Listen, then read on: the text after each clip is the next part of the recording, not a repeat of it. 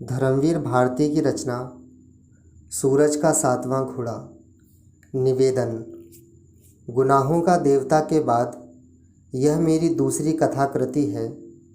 दोनों कृतियों में कालक्रम का अंतर पड़ने के अलावा उन बिंदुओं में भी अंतर आ गया है जिन पर होकर मैंने समस्या का विश्लेषण किया है।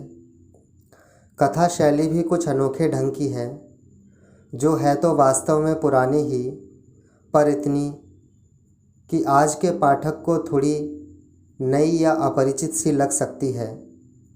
बहुत छोटे से चौखटे में काफ़ी लंबा घटनाक्रम और काफ़ी विस्तृत क्षेत्र का चित्रण करने की व्यवस्था के कारण यह ढंग अपनाना पड़ा है।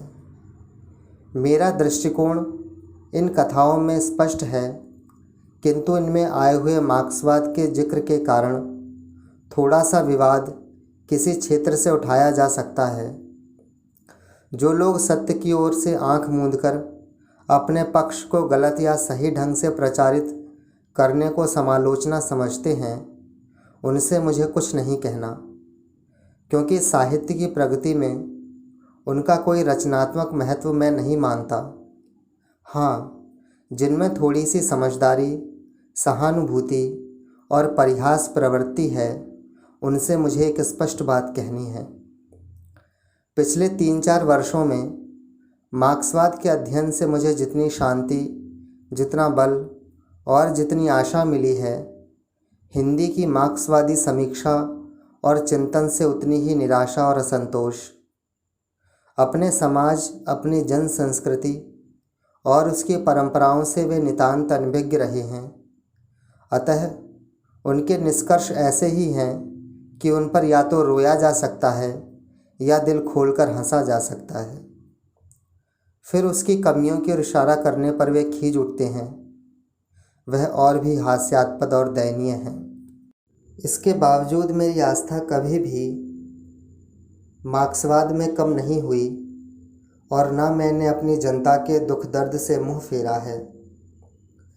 धीरे धीरे अपने दृष्टिकोण में अधिकाधिक सामाजिकता विकसित करने की ओर मैं ईमानदारी से उन्मुख रहा हूँ और रहूँगा।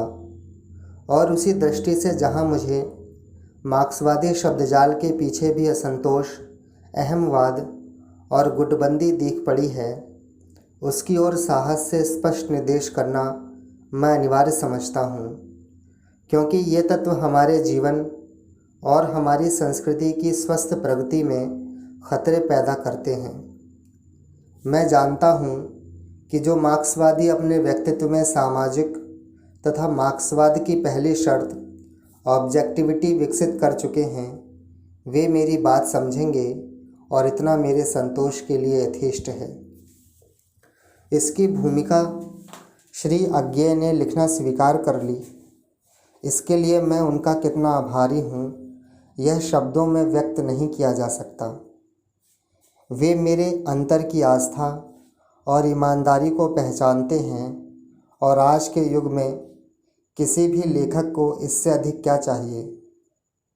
उन्होंने इसकी कथा शैली तथा विषय वस्तु के मर्म को जैसा प्रस्तुत किया है, वह केवल उन्हीं के लिए संभव था। मेरे प्रति उन्होंने जो कुछ अनुशंसात्मक वाक्य लिखे हैं, पता नहीं मैं उनके योग्य हूँ या नहीं, पर मैं उन्हें स्नेह आशीर्वादों के रूप में सिर झुकाकर ग्रहण करता हूँ और चाहता हूँ कि अपने को उनके योग्य सिद्ध कर सकूँ। अपने पाठकों से मुझे अक्सर बड़े अनोखे और बड़े स्नेहपूर्ण पत्र मिलते रहे हैं। मेरे लिए वे मूल्यवान निधियाँ हैं। उनसे मैं एक बात कहना चाहता हूँ। मैं लिख लिख कर सीखता चल रहा हूँ और सीख सीख कर लिखता चल रहा हूँ। जो कुछ लिखता हूँ उसमें सामाजिक उद्देश्य अवश्य है, पर वह स्वांत सुखाय भी है।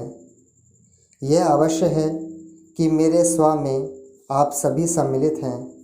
आप सभी का सुख दुख, वेदना, उल्लास मेरा अपना है। वास्तव में वह कोई बड़ी कहानी है जो हम सबों के माध्यम से व्यक्त हो रही है। केवल उसी का एक अंश मेरी कलम से उतर आया है, इसलिए इसमें जो कुछ श्रेयस्कर है वह आप सभी का ही है और जो कुछ कमजोरियां हैं कृति में वह मेरी अपनी समझी जाएं। शिवरात्रि, धर्मवीर भारती, 23 फरवरी 1952।